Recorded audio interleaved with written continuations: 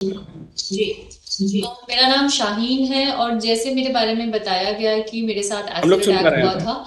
और साल 2009 में मेरे खुद के साथ एसिड अटैक हुआ था और तब से ही मैं एसिड अटैक सर्वाइवर्स के लिए काम करने में आगे बढ़ी हूँ। करीब 3-4 साल मेरे खुद के ऐसे रहे जिसमें कि मैं बहुत ज़्यादा स्ट्रगल के थे वो, क्योंकि अगर किसी लड़की के साथ एसिड अटैक होता है तो वो फिजिकली और मेंटली बहुत ज़्यादा पेन में चली जाती है। और इतना पेन होता है, साथ साथ उसकी फैमिली भी उसके साथ उसी स्ट्रगल में जूझने लगती है। तो उस लड़की का खुद का करियर, उसका चेहरा, उसकी ड्रीम्स, उसकी जो भी उसके करियर अपॉर्चुनिटीज हो सकती थी, वो सब उससे छीन ली जाती हैं। और उसकी फैमिली की जो अर्निंग होती है, क्योंकि आपको अगर किसी के साथ एसिड अटैक हुआ है तो हर टाइम उसके साथ रहना, उसे हॉस्पिटल ले जाना, उसकी देखभाल करनी, तो उसकी फैमिली भी मतलब वो सारे स्ट्रगल में उसके साथ रहती है। तो जो अर्निंग मेंबर होता है वहां से उसकी भी वेज जाती है और ये लड़की तो खुद डिपेंडेंट होके रह जाती है। तो एक लड़की जो इंडिपेंडेंट हो सकती थी, अपना ख्याल खुद रख सकती थी, अच्छा कमा सकती थी, वो अब डिपेंडेंट हो जाती है अपनी फैमिली के ऊपर। तो और इसका जो इलाज है वो बहुत ज्यादा महंगा होता है। करीब लाखों रुपए सर्जरीज में लग जाते हैं। एक सर्जरी की कॉस्ट अगर हम बात करें 2-3 लाख रुपए होती है। तो अगर हम वहां बात करें कि हमें कॉम्पनसेशन मिलता है 3 लाख रुपया, तो 3 लाख रुपया कभी भी इनफ नहीं रह पाता। जो as per Lakshmi versus यूनिफ India के अंदर कहा गया था कि 3 लाख रुपया मिलना चाहिए सर्वाइवर्स को एसिड अटैक के, तो वो 3 लाख रुपए तो एक सर्जरी में निकल जाता है। फिर उसके बाद एक और जजमेंट आया, परिवर्तन वर्सेस यूनियन ऑफ इंडिया, 2015 में ये जजमेंट पास हुआ। इसमें ये कहा गया कि अगर मतलब 3 लाख तो मिनिमम है देना, तो वहां पर ठीक है। लेकिन अभी भी कई स्कीम्स हैं जो वो 3 लाख को मैक्सिमम की तरह यूज करती हैं और वो 3 लाख ही देती हैं। हालांकि अगर हम दिल्ली की बात करें तो यहाँ पर निपुण सक्सेना के बाद अब पॉलिसी बदल गई है, कॉम्पनसेशन इनहांस करके मिलता है। लेकिन इसमें भी अगर हम देखें तो कुछ प्रॉब्लम्स हमारे सामने ये आती हैं कि निपुण सक्सेना की स्कीम में कहा गया है कि कंबाइंड कॉम्पनसेशन, यानी कि अगर आप एसिड अटैक के विक्टिम हो और साथ में आपकी अलग अलग इंजरीज हुई हैं, कि आपका कोई लिम्ब खराब हो गया है, आपकी ग्रीवियस इंजरी है, आपको 20% से ज्यादा इंजरी हुई है, तो आपको अलग अलग कैटेगरीज में कॉम्पनसेशन मिलेगा और वो कंबाइंड कॉम्पनसेशन आपको मिलना चाहिए। तो अभी भी हमने देखा है कि वो पॉलिसीज आ गई हैं लेकिन कॉम्पनसेशन इनहेंस होके नहीं मिल रहा। सिर्फ एक कैटेगरी के अंदर कॉम्पनसेशन मिलता है जिसमें डिसफिगरमेंट ऑफ फेस है, 7 to 8 लाख रुपीज। जबकि अगर हम ये कैटेगरीज को इंक्लूड करें तो कॉम्पनसेशन 20 लाख से भी ज्यादा बन जाता है। वो अभी इंप्लीमेंट ठीक से नहीं हो रहा है। तो दूसरा मैं ये कहती हूँ कि एसिड अटैक सर्वाइवर्स का rehabilitation is the most difficult task जो कि किसी के लिए भी पड़ता है, क्योंकि ये क्राइम ऐसा है कि ये आपके चेहरे पर दिखता है। अगर आप मैं नहीं कहूंगी कि कोई दूसरे क्राइम जो है वो कम है जो लड़कियों के साथ होते हैं, लेकिन फिर भी अगर हम बात करें कंपैरेटिवली दूसरे ऑफेंसेस की, तो वो चेहरे पर नहीं दिखते हैं। तो यहाँ पर क्योंकि आपके चेहरे पर ये दिखता है तो लोग आपको पहचान लेते हैं कि आप एक एसिड अटैक विक्टिम हैं। तो अब आप सुबह को जब रोज उठते हैं तो वो चेहरा आपको याद दिलाता है कि आपके साथ एसिड अटैक हुआ था। तो यहाँ पर मेंटल और फिजिकल दोनों ही ट्रॉमा बहुत ज्यादा हो जाते हैं, जिसके लिए मुझे लगता है कई बार साइकोलॉजिकल थेरेपीज लॉन्ग टर्म में चलनी चाहिए, जो कि फैसिलिटी मिलनी चाहिए। और मेडिकल ट्रीटमेंट तो मुझे लगता है कि हर पॉलिसी में होना चाहिए कि सारा मेडिकल ट्रीटमेंट है वो गवर्नमेंट बेयर करेगी। लेकिन अभी हम देखते हैं कि हरियाणा पंजाब में ये पॉलिसी है कि वहां पर अगर कोई भी एसिड अटैक सर्वाइवर किसी प्राइवेट हॉस्पिटल में ट्रीटमेंट ले रहा है तो उनको कंप्लीट रियम्बर्समेंट मिलेगा, या डायरेक्टली जो है स्टेट हॉस्पिटल को कॉस्ट देगी। तो लेकिन दिल्ली में अभी ऐसा कुछ नहीं है जो होना चाहिए, क्योंकि लाखों की सर्जरी होती है और एक लोअर क्लास और लोअर मिडिल क्लास फैमिली के लिए वो कॉस्ट बेयर करना बहुत मुश्किल हो जाता है। क्योंकि कॉम्पनसेशन का अमाउंट अगर हमें 3 लाख, सपोज 5 लाख भी मिल गया, 8 लाख भी मिल गया, पर वो तो मेरी 2-3 सर्जरी में खत्म हो गया ना। मेरी तो 20-25 सर्जरी होंगी, क्योंकि अगर हम बात करें एसिड अटैक सर्वाइवर्स की तो 20 सर्जरी, 30 सर्जरी ये चलती हैं। और कभी कभी आपका ट्रीटमेंट लाइफ लॉन्ग चलता है। जैसे कि अगर मैं खुद की बात करूं, मेरी अब तक 25 सर्जरी हो चुकी है। और मेरी लेफ्ट आई जिसमें कि मेरा विजन बच गया था फॉर्चुनेटली, उसका ट्रीटमेंट पूरा जिंदगी चलेगा। तो वो मेरी कॉस्ट जो है, मेरा तो पूरी जिंदगी भर का खर्चा हो गया ना ये। तो इसके लिए तो मुझे कुछ ऐसा सपोर्ट मिलना चाहिए। तो कंप्लीटली जो ट्रीटमेंट की जिम्मेदारी है वो गवर्नमेंट को लेनी चाहिए। अभी हम ऐसा कर रहे हैं कि हमारी संस्था है जैसे ब्रेव सोल्स फाउंडेशन या कुछ और संस्थाएं हैं, वो ट्रीटमेंट स्पॉन्सर कर देती हैं, पर हमें भी दिक्कत पड़ती है क्योंकि हमें फंड्स की जरूरत होती है। तो वहां पर हम 3 लाख 5 लाख ऐसे ऐसे करके हम सर्वाइवर्स की सर्जरी कराते हैं। पर ये सारी जिम्मेदारी बनती है गवर्नमेंट की, जो गवर्नमेंट को ये लेना चाहिए अपने ऊपर।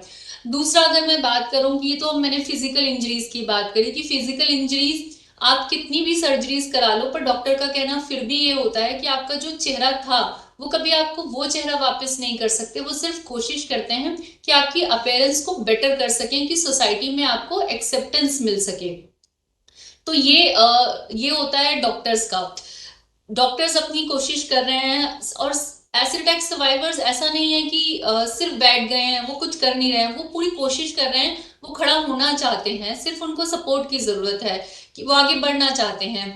तो वो सर्जरीज कराना चाहते हैं, हर सर्जरीज में इंप्रूवमेंट आती है। और अगर हम बात करें कि वो गवर्नमेंट हॉस्पिटल में सर्जरीज क्यों नहीं करा सकते, तो मेरे पास इसका भी आंसर है कि अगर हम बात करें national burn hospital, Safdarjung hospital की, वहां पर इतने ज्यादा पेशेंट हैं कि बेड्स नहीं मिलते हैं, और वहां पर 90% बर्न पेशेंट आ जाता है। तो पहले वहां पर उसको देखेंगे। जो एसिड अटैक सर्वाइवर्स हैं उनका बर्न परसेंटेज ज्यादा नहीं होता, बट वो वाइटल पार्ट्स पर होता है। वो टारगेट जो है वो चेहरा होता है। तो अगर चेहरे पर आपके एसिड आया है तो आपकी डिफॉर्मिटीज हो जाएंगी, आपके स्कार रिविजन सर्जरीज होंगी, जो सिर्फ चेहरे चेहरे की सर्जरी कराने में 20-25 सर्जरी लग जाती हैं। और दूसरे गवर्नमेंट हॉस्पिटल्स की बात करूं तो वहां पर वेल इक्विप्ड टेक्नोलॉजीज नहीं है। लेजर ट्रीटमेंट होता है, कॉस्मेटिक ट्रीटमेंट होता है, जिससे आपकी अपीयरेंस और बेटर हो सकती है, जो कि हमें गवर्नमेंट हॉस्पिटल में फैसिलिटी नहीं मिलती। और दूसरा कि हमारे गवर्नमेंट हॉस्पिटल्स में हमें बहुत लंबा प्रोसीजर बना दिया जाता है कि आप अगर हम आज जाएं तो हमारी सर्जरी शायद 6 महीने बाद होगी। वो अपीयरेंस बेटर करने के लिए भी इतना कोशिश नहीं करते हैं। उनका रहता है कि लाइफ सेविंग सर्जरीज कर दी हैं, और उनके पास क्राउड इतना है, या फिर मैं कहूंगी कि रिसोर्सेज नहीं है, तो वो नहीं करते हैं। प्राइवेट हॉस्पिटल्स में हमें वो सर्जरीज मिल जाती हैं, हमें अच्छा ट्रीटमेंट मिलता है, लेकिन फिर वहीं पर बात आ जाती है कि कॉस्ट कॉस्ट कौन बेयर करेगा उसकी। वो कॉस्ट तो हमारी 20-30 लाख रुपए होगी, जो हमारी कॉम्पनसेशन से भी पूरी नहीं होती है। तो वो हमें सपोर्ट चाहिए। और अब मैं अगर बात करूं कि कॉम्पनसेशन और ट्रीटमेंट का पैसा, ये दोनों चीजें कंप्लीटली अलग हैं। क्योंकि कॉम्पनसेशन आपको मिल रहा है जो ट्रॉमा आपने फेस किया, जो ट्रॉमा आपके ऊपर चल रहा है और जिंदगी भर चलेगा, क्योंकि आपसे आपकी आइडेंटिटी छीन ली गई है। तो ये आपका पूरी जिंदगी आपके साथ रहेगा, तो कॉम्पनसेशन उसके लिए है। और ट्रीटमेंट है जो आपके डैमेजेस हुए हैं उनसे रिकवरी के लिए। तो ये दोनों चीजें अलग हैं, जिसको बहुत सारे लोग एक मिला देते हैं कि अगर कॉम्पनसेशन मिल गया है तो वो ट्रीटमेंट में, पर वो ट्रीटमेंट में क्यों लगा है? वो कॉम्पनसेशन तो जो दुख उसने सहा उसके लिए है, जो उसे जिंदगी भर सहना है। तो ये रही ट्रीटमेंट की बात। अभी अगर हम बात करें साइकोलॉजिकल थेरेपी की, तो जहां पर हमें फिजिकल डैमेजेस जो है उसके ट्रीटमेंट के लिए स्ट्रगल करना पड़ रहा है, तो साइकोलॉजिकल थेरेपी तो मतलब हम एक उस चीज के लिए इलाज कर रहे हैं जो दिखती नहीं है। तो मेंटल हेल्थ का सपोर्ट मिलना भी बहुत ज्यादा जरूरी है, क्योंकि एसिड अटैक आपकी आइडेंटिटी छीन लेता है, आपको डिसेबिलिटी दे जाता है, लाइफ लॉन्ग स्कार्स दे जाता है, आपकी करियर अपॉर्चुनिटीज छीन लेता है, आपकी स्टडी रुक जाती है। तो ऐसी बहुत सारी चीजें होती हैं जो छीन ली जाती हैं। तो अब फर्क क्या है डिसेबिलिटी होने में? एक जो बाय बर्थ डिसेबल है, और एक जो एसिड अटैक के बाद डिसेबल हुआ है, दोनों में फर्क है। बाय बर्थ वो एक्सेप्ट कर लेगा, लेकिन यहाँ एसिड अटैक में आपकी डिसेबिलिटी कर दी गई है, किसी ने आपसे आपकी पहचान छीन ली है क्राइम के थ्रू। तो इसमें मेंटल हेल्थ का सपोर्ट मिलना बहुत ज्यादा जरूरी है रिहैबिलिटेशन के लिए। फिर तीसरा मैं कहूंगी कि इस तरह के स्किल डेवलपमेंट, उनकी स्किल्स डेवलप करने की कोशिश करनी चाहिए। उनकी जो स्टडी छूट गई है, दोबारा से उसको पढ़ाने के लिए मोटिवेशन की जरूरत है, उनको पढ़ाया जाए, लिखाया जाए। और उस सब के बाद भी सबसे बड़ी फिर जो प्रॉब्लम फेस करनी पड़ती है, वो फेस करनी पड़ती है कि डिसेबिलिटी होने के बाद, आपका चेहरा डिफॉर्मेशन होने के बाद आपको एम्प्लॉयमेंट अपॉर्चुनिटीज नहीं मिलती। और क्योंकि अब मेरे अंदर तो उतनी भी काबिलियत नहीं रही जितनी मेरे जितनी एक पढ़ी लिखी लड़की में, क्योंकि मेरी एजुकेशन बीच में रुक गई, तो मैं उतनी ज्यादा एजुकेटेड भी नहीं रह गई अब तो। अब अगर मेरे पास कोई ज्यादा स्किल्स भी नहीं है, मेरा चेहरा भी ठीक नहीं है, तो मुझे अब नौकरी कौन देगा? तो मुझे लगता है कि जो भी स्किल्स की बात करते हैं, ट्रेनिंग की बात करते हैं, उनको एक साथ में सोचना चाहिए कि एम्प्लॉयमेंट अपॉर्चुनिटीज भी उनको मिलनी चाहिए। तो वो हम कोशिश करते हैं ब्रेव सोल्स के थ्रू कि हमने किसी होटल से टाई अप कर लिया या इंडिविजुअल लोगों से रिक्वेस्ट करके कुछ कुछ सर्वाइवर्स को प्लेस कराया, पर ये रिस्पॉन्सिबिलिटी भी गवर्नमेंट की बनती है। क्योंकि कहीं ना कहीं अगर हम बात करें तो आपको, आपके साथ ये क्राइम हुआ और आपके साथ ये हादसा हुआ, तो ये जो फेलियर रहा वो गवर्नमेंट का रहा कि वो आपको प्रोटेक्ट नहीं कर पाया। तो ये सारी जो प्रॉब्लम्स हैं, जो आज मैं जिन सब का सामना कर रही हूँ, वो इसलिए हुआ क्योंकि मैं सुरक्षित नहीं रह पाई, जो जिम्मेदारी बनती थी गवर्नमेंट की। तो मुझे लगता है कि ये रिहैबिलिटेशन में पूरा जो है वो गवर्नमेंट को पार्टिसिपेट करना चाहिए और ये सारी फैसिलिटीज देने की कोशिश करनी चाहिए। दूसरा, ज्यादा मुश्किल आती है उनके लिए जिनकी जो 100% ब्लाइंड हो गए हैं, वो देख नहीं पाते, तो वो पढ़ भी नहीं पाते, उनको एक एक कदम चलने के लिए किसी की जरूरत पड़ती है, तो वो खुद भी नहीं चल पाते हैं, और दूसरा उनको कोई सहारा भी चाहिए, तो वो खर्चा भी कौन बेयर करेगा? तो रिहैबिलिटेशन हो सकता है, लेकिन इसके लिए एक फंड होना बहुत जरूरी है, और जिसमें कि वो A to Z सारी चीजें रिहैबिलिटेशन में सारी चीजें उसकी आए और वो कंप्लीटली रिहैबिलिटेट हो, और हम उसे एक इंडिपेंडेंट इंसान की तरह देख सकें कि उसको अच्छा एम्प्लॉयमेंट, डिग्निफाइड एम्प्लॉयमेंट भी मिले।